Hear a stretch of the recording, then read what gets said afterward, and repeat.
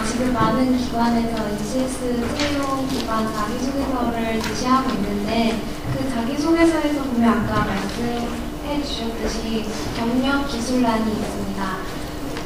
그런 기술란을 만드신 의도는 그래도 대학생들이 어느 정도 그 직무 분야에서 경험을 쌓고 회사의 정직원으로 들어오길 바라시는 그런 생각에서 만드신 건지 아니면은 그거 만약 경력이 없으면 안 써도 그거에 대한 불이익은 없는지 궁금합니다. 그걸 오해하실 수 있는데요. 그걸 쌓고 들어오기를 바라는 건 불공정하죠. 근데 어떤 사람은 그런 경우를 또 쌓을 수도 있어요. 공정하다는 건 뭐냐면 자신들이 가지고 있는 여러 가지를 정말 평가할 수 있는 기반을 제공하는 분이고 어떤 사람은 학교 공부를 조금 덜 하면서 그런 경험을 쌓을 수 있는 거거든요. 그래서 그런 평가할 수 있는 여러 가지 요소를 뽑아내고 제공받기 위한 것이지 그걸 그런 사람을 요구하는 건 절대 아니고요. 물론 그렇게 해석될 수는 있지만 의도는 전혀 그게 아니고요. 아까 말씀드렸듯이 방금도 설명드렸지만 서류 전형에서 그걸 다 보지 않는 기관도 많이 있다는 겁니다. 근데 어떤 기관은 특수해서 그럴 수 있을 수 있어요. 아주 정밀한 기술을 요구하는 데는 단순한 기술만이 아니고 그런 경험이 있는 사람이 바로 필요할 경우도 있기 때문에 각각의 상황이 아주 다른데 꼭 의도가 그런 사람을 원하는 건 아니기 때문에요. 또 그게 어떻게 점수를 매기기 어려운 부분도 있으니까 점수에 반영하지 않고 면접에서 혹시 질문을 던질 수는 있어요. 그래서 그것을 꼭 그렇게 너무나 또 그걸 쌓아야지만 되는구나 하는데 아까 서류중에 안 보면 그거 쌓다가 다른 시간 허송세월 보낼 수 있어요. 그래서 결국 자기 선택에 의해서 준비하시는 게 가장 적절하다고 생각됩니다. 안녕하세요. 저는 NCS 홈페이지에서 학습 모듈에 관한 질문을 드리겠는데요. 학습 모듈에서 세부사항까지 들어가면 현직자들 전문가는 그런 내용에 전문적인 내용의 분량이 엄청 많은 그런 내용을 봤거든요. 그러면 우리가 한국에서 배우지 못했던 그런 부분까지도 거기 내용이 포함이 되어 있는데 지금 NCS가 시행한다고 했을 경우에 그런 시간이 짧잖아요. 준비하고 또 입사까지 하면 그럼 우리가 그것까지 다 공부를 해야 되는지 아니면 공부를 해야 된다면 어느 정도까지 선에서 해야 되는지 궁금합니다. 여러분들에게 이제 그게 좀 오해될 수 있는 부분이 있습니다. NCS의 목적은 사실 채용에 쓰기 위한 게 아니고 재직자들을 분석한 내용입니다. 근데 저희처럼 컨설팅하는 전문가들 하는 건 뭐냐면 거기에 있는 내용을 채용에 적절하게 변환시키는 거예요. 그러니까 여러분이 NCS에 있는 걸 우리가 다 해야 된다. 그건 아니고 정보를 원하는 사람은 그걸 보시면 그 직무에 대해서 자세하게 이해할 수 있다는 것이고 제가 평가 도구를 만들 때는 그걸 다 준비해야지 내지 않습니다. 그래서 여러분이 오해하지 않으셔도 되는 것은 뭐냐면 그걸 다 알아야지 다 해봐야 되는 게 절대 아니고요. 선발에서 그래서 컨설팅이 있는 이유는 그것을 선발에 적절하고 선발에 공정하도록 바꾸는 작업들 활용하는 뿐이지 그걸 다 알아야 돼 거기는 준비한 걸 너무 과한 요구죠. 그건 재직자를 위한 거고요. 또 이런 것들을 만들었던 이유는 그런 분석을 다 할 수 없는 조직 내지는 국가에서 러프한 틀이라도 제공해 준다면 보다 심층적으로 기업이나 기관이나 조직 사회가 준비할 수 있는 것을 제공하는 원천인 거고 그 중에 일부가 채용에 활용되는 겁니다. 그래서 아까 직무기술서를 보시면 저희가 채용에 적절한 건 수위에 맞춰서 제공을 하고 있고 그 수위에 맞춰서 평가 요소가 만들어지고 평가의 수준이 결정이 되고 거기에 따라서 면접 도구나 필기 전형들이 개발되니까 그건 너무 우려하지 않으셔도 될 것 같습니다. 저는 대학생들이 NCS가 도입되면 필기 시험을 칠 때 NCS 시정시에 유형을 치게 되잖아요.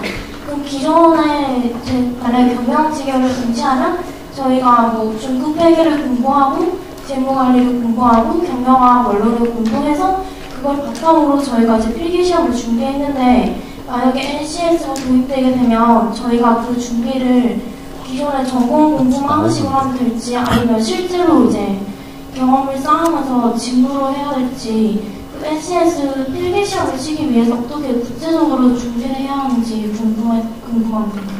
네, 아까 제가 말씀드렸듯이 기관마다 선택이 달라질 수 있어요. 그러나 기관들이 자신들이 진행해온 채용의 방식을 아까 들으셨지만 완벽하게 바꾸지는 사실 않으실 거예요. 그래서 그러한 것을 함께 기존의 방식을 준비하시면 제가 볼 때 80~90%는 사실 유사할 거고요.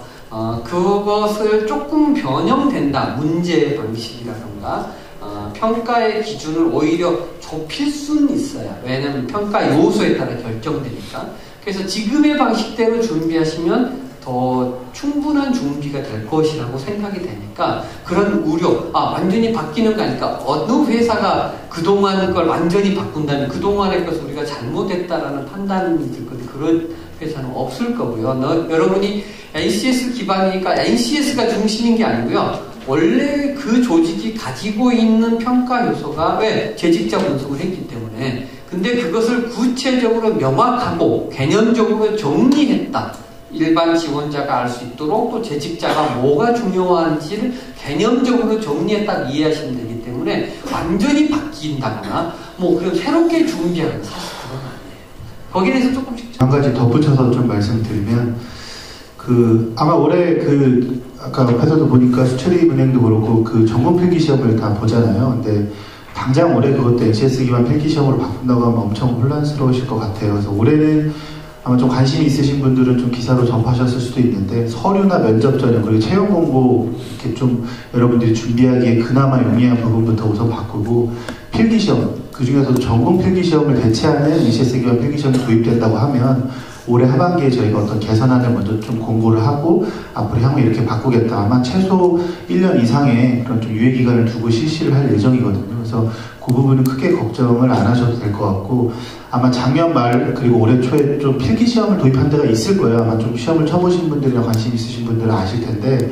아까 앞에서 설명을 해주셨겠지만 NCS 직업기초능력 필기시험이라고 해서 이미 도입을 한 기관이 사실 있습니다. 근데 이건 기존 인적성 검사랑 그 시험을 실제로 본 시험준비생들 반응이 크게 다르지 않은 것 같은데 이런 말씀들을 많이 하셨어요. 근데 그렇게 얘기할 수 있는 이유가 사실은 평가 영역이 중첩이 됩니다. 그러니까 기존 인적성 검사 많이들 아시겠지만 언어라든지 수리라든지 추론 이런 것들을 평가를 하잖아요. 근데 아까 들으셨겠지만 직업기초 능력도 의사소통 능력이라든지 수리 능력, 자원관리, 정보 처리 능력 이런 것처럼 어느 부분은 중첩되고 어느 부분은 NCS 직업기초 능력이 더 영역이 좀 더 많이 포괄하는 그런 부분이 있거든요. 그렇기 때문에 평가는 영역이 중첩되기 때문에 그렇게 느끼실 수는 있어요. 근데 기존 시험은 예를 들어서 구회 부피를 구하시오 이런 식으로 정말 IQ 테스트스러운 부분이 있었다고 하면 NCS 직업기초 능력 평가는 그런 영역들을 직무 수행을 가정해서 문제를 만드는 거예요. 그래서 아까 예시문이 나왔는지는 모르겠는데 예를 들면 제품 설명서를 보고 알레르기가 있는 고객한테 어떻게 설명을 해줄 거냐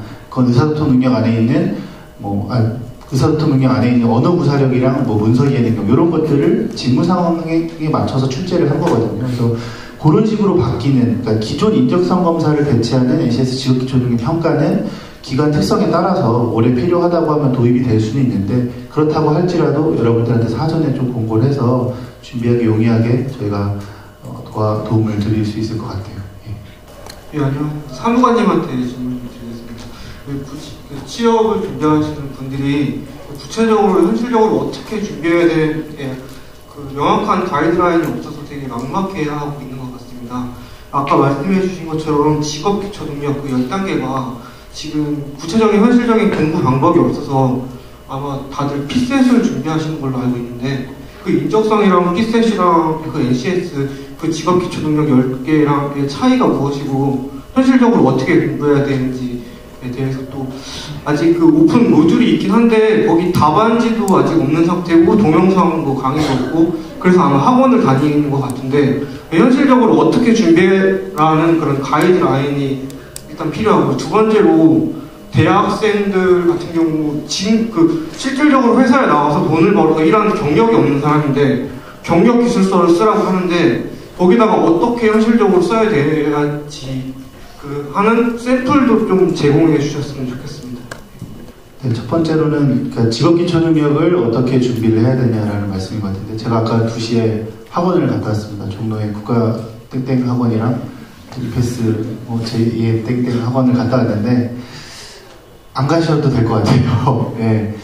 예, 저희가 그래서 좀 이게 조치들을 하고 왔는데 일단 현실적으로 어떻게 그럼 준비를 해야 되냐. 저도 NCS 사이트에 들어가면 직업기초 능력이라고 해서 설명 자료가 올라와 있는 것을 보시면 아마 굉장히 좀 분량도 많고 좀 두꺼워서 좀 보시기 힘드실 것 같아요. 그래서 제가 한국기술교육대학교라는 데서 직업기초능력 평가 관련해서 강의 동영상을 이러닝 과정으로 올려놨거든요. 그래서 그 한기대 이러닝 센터에 들어가셔도 들으실 수 있겠지만 지금 저희 사이트에서도 들으실 수 있게 연계 작업을 하고 있고요. 그래서 기존 자료를 보셔도 좋지만 그게 분량이 많고 좀 보기 힘들다고 하면 그런 과정을 좀 이용해 주시면 좋을 것 같습니다.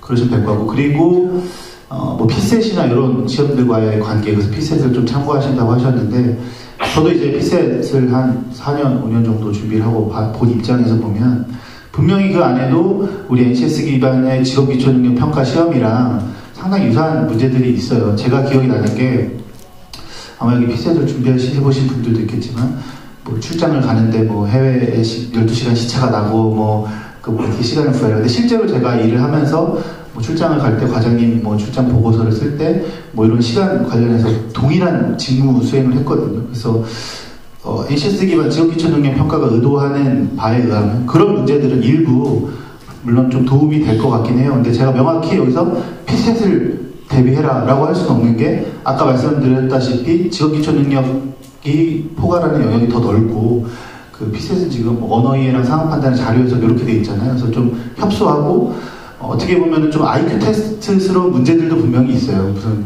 바둑알 해가지고 뭐 음표랑 연결하고 뭐 이런 문제들이 있거든요. 그래서 그런 문제들은 사실 크게 도움은 안 될 것 같거든요. 그래서 그러니까 저희가 명확히 이런 부분까지 피셋에서 어떤 문제들은 준비하는데 도움이 될 거라고까지 명확히 저희가 가이드를 드릴 수는 없는데 분명히 좀 도움이 되는 문제들이 있을 거다라는 제 생각이고요.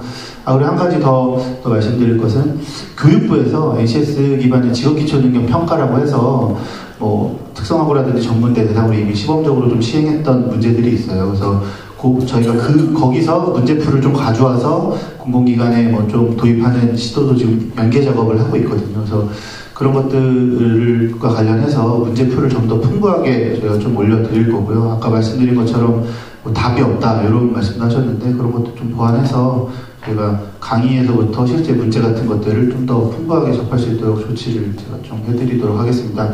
그리고 두 번째가 질문이 뭐였죠? 경력기술서. 네? 경력기술서. 경력기술서. 아까 김기호 상무님이 말씀을 해주셨는데요.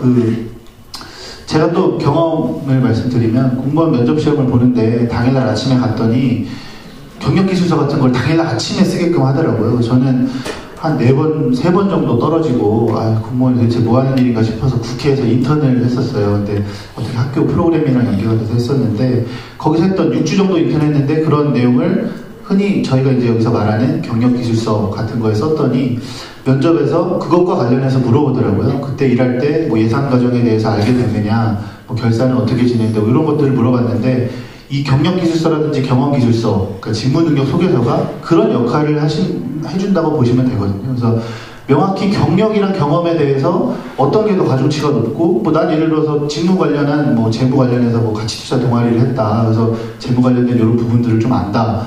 물론 도움이 되겠죠. 그래서 뭐 명확히 돈을 받고 일한 인턴이라든지 이런 것들이 더 우대되는 거냐. 사실은 아까 상무님 말씀하신 것처럼 기관에 따라서는 그런 좀 필수적인 경험을 요하는 데가 있을 거예요. 근데 사실은 아마 대부분의 공공기관이 뭐 꼭 굳이 경력이라고 해서 우대하는 그런 거는 아니라고 생각이 들고요. 저희가 근데 명확히 경험기술서랑 경력기술서랑 나눠 놓다 보니까 직무능력 소개서에도 나눠 놨고 앞에 그 이력서, 입사 지원서 쓰는 칸에도 나눠놨거든요. 그러다 보니까 이런 오해들을 많이 하셔가지고 저희가 그냥 통으로 경험이든 경력이든 직무능력 소개서라는 이름으로 쓸 수 있도록 좀 바꾸는 작업도 하고 있거든요. 그래서 그렇게 이해를 해주시면 될 것 같습니다. 잘 들었고요. 이번에 NCS가 약간 직무에 기반한 그런 방식의 채용이라고 해서 뭐 인터넷이나 아니면은 준비하는 학생들 사이에서는 뭐 인턴이나 이런 것들이 전보다 훨씬 더 중요해지지 않겠냐는 얘기가 있었는데요. 제 개인적으로는 준비하는 과정에서 인턴보다도 좀 다른 쪽으로 더 준비하면은 더 잘 준비할 수 있지 않을까 기존에는 그렇게 생각하면서 준비하고 있었는데요. 이번에 NCS로 바뀌면서 실제로 인턴을 좀 더 중시하는 방식으로 좀 채용이 변화가 되었는지 그러면은 저희는 그런 쪽으로 얼마 정도 좀 더 중요하게 생각을 하면 되는지 좀 여쭤보겠습니다. 네, 조금 전에도 말씀드렸듯이 경력과 경험에 대해서 어느 한쪽에 가중치를 두시는 게 절대 아닙니다. 절대 그렇지 않아요. 그리고 제가 이제 아직 결정된 건 아니고 논의가 되고 있는 게 뭐냐면 인턴 채용이 오히려 부정의 요소가 될 수 있다고 이야기들이 나오고 있습니다. 그래서 어떻게 보면 그런 인턴 경험을 아예 그냥 못 적게 해당 기관에 지원할 때는 못 쓰게도 할 수도 있어요. 왜냐하면 인턴이 좀 플렉서블하다 보니까 이렇게 좀 그런 경향도 좀 나오고 있고요. 그래서 사실은 그러니까 제가 여러분이 그 직무와 관련된 활동이건 뭐건 좋다고 그게 중요한 것이지 꼭 직무 기술 그리고 인턴 그러니까 돈을 받고 했던 경험들이 절대 중요하게 보지 않는다.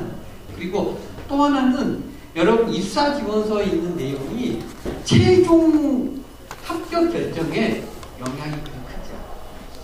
최종 단계는 면접이잖아요.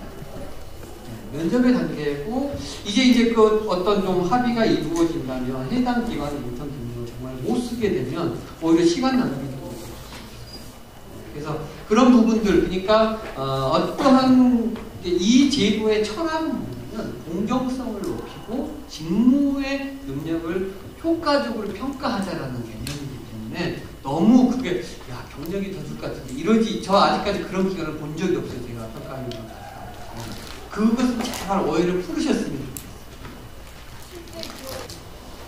좋겠어요.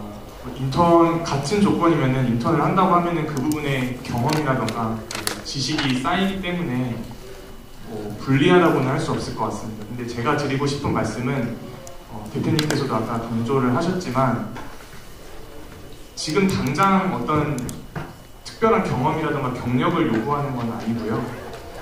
그 본인이 생각했을 때 이쪽 직무에 대한 경험이 부족하다면 공부를 조금 더 해서 그러니까 공부라는 게 책상에 앉아서 정말 필기 공부를 하는 것이 아니라 내가 이 회사에 가서 어떤 일을 맡게 되고 내 적성과 이 일이 진짜 맞는지 고민이라던가 아니면 그 기관에서 이제 편찬을 하는 책 도서라던가 자료라던가 신문 기사라던가 이런 부분들을 다양하게 좀 섭렵을 하시면서 좀 식견을 넓히는 걸 하셨으면 좋겠습니다. 그런 걸 노력을 하신다면은 제가 생각할 때는 당장 올해 채용에 있어서는 보완이 되지 않을까 싶습니다.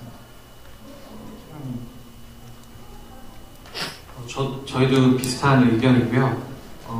저 개인적으로는 이제 채용 진행하면서 많이 느낀 부분은 기관의 성격이 워낙 기관마다 좀 상이하고 특히 저희 기관 업무 특성이 워낙 좀 독특하다 보니까 다른 기관에서 인턴을 하신 특히 사기업이나 이런 곳에서 인턴을 하신 분들이 그 은행에 실제로 신입 회원으로 입행했을 때 더 일을 잘한다고 판단하기는 좀 어려워 보였거든요. 그래서 저희도 그 부분을 평가에 크리티컬한 요소를 반영할 것 같지는 않습니다.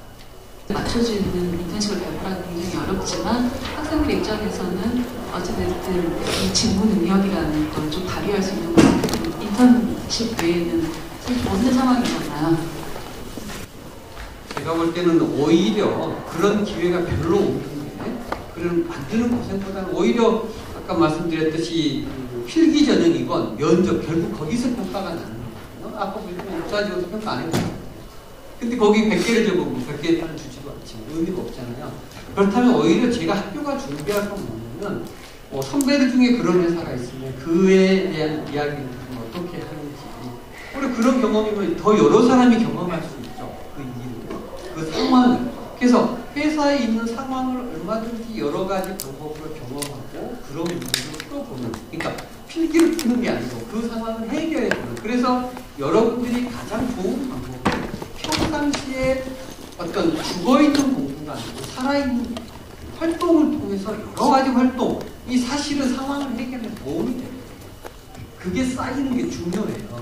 그래서 지금 당장 여러분들에게 시간이 없겠지만 이 제도가 궁극적으로 가고자 하는 목적은 그러한 것들이 쌓이고 그런 활동들, 다양한 활동들이 어느 직무, 자기의 관심 적성과 만나서 그게 직무 능력으로 올라가는 것입니다. 여러 활동을 했을 때. 그렇게 된다면 이제 교육도 장기적으로 바뀌는 걸 기대하고 있는 겁니다. 지금 상황한테 이 해결책을 달라 해도 상황이 똑같아요. 다 똑같지. 어떤 상황에는 중견 기관이 풍선처럼 늘어나잖아요. 조건이 똑같다는 거예요. 그래서 다른 사람도 이제 똑같은 기관에 지원하면 똑같은 시간에 여유가 있기 때문에 누구가 욕을 리가 없는 것이죠. 사실 그게 불안하지만 그 불안감도 똑같아요. 오히려 아까 제가 말씀드렸듯이 자기 자신을 발견하고 많은 경험활동에 세상을 고민하는 살아왔던 사람은 지금 아주 편하겠죠. 그렇잖아요. 그래서 똑같은 조건이라는 것이 오히려 공정한 조건일 수 있어요. 계속 그렇게 말씀을 하시는데 예를 들면 이제 인문 쪽에서는 이 실무나 케이스 스터디를 하기가 굉장히 좀 어려운 상황이고, 물론 이과 정도에서는 프리토크이나 캡스톤 프로젝트 이런 것을 하기 때문에 사실은 어느 정도 실무 부분들을 할 수 있지만 이 NCS 때문에 교과목 자체를 이렇게 전면 개편하기는 굉장히 좀 특히 이 사회계열은 어려운 상황인데, 그리고 기업들이나 공공기관에서 이렇게 원했을 때 지금 학부나 학과에서는 어떤 걸 준비해야 되는지. 실은 공공기관 여러분들이 인문계 불리하다고 생각하지만 공공기관 인원을 봐보시면 실은 인문계가 더 많을 거예요. 기관들의 공공기관의 특성 자체가 일부 이분계를 제외하고는 인문계 쪽의 사람을 훨씬 더 많이 뽑는 거예요. 그래서 사실은 그래서 다양한 관심을 갖도록 학교가 해줘야지 너무 편협하게 몰아가는 것은 바람직하지 않죠. 왜냐하면 직업기초 능력 자체가 폭넓게 구성되어 있습니다. 그래서 이공계야 문제를 잘 풀고 이런 게 아니에요. 그래서 직업기초 능력으로 NCS가 만들어진 것이죠. 그 아래 이공계건, 인문계건 그런 것을 볼 수 있도록 하는 거니까 오히려 잘 직업기초 능력 10개를 잘 보시면 인문학적인 얘기가 훨씬 많아요. 사실. 그 개수를 세보셔도 이게 사실은 착각하고 있는 것이죠.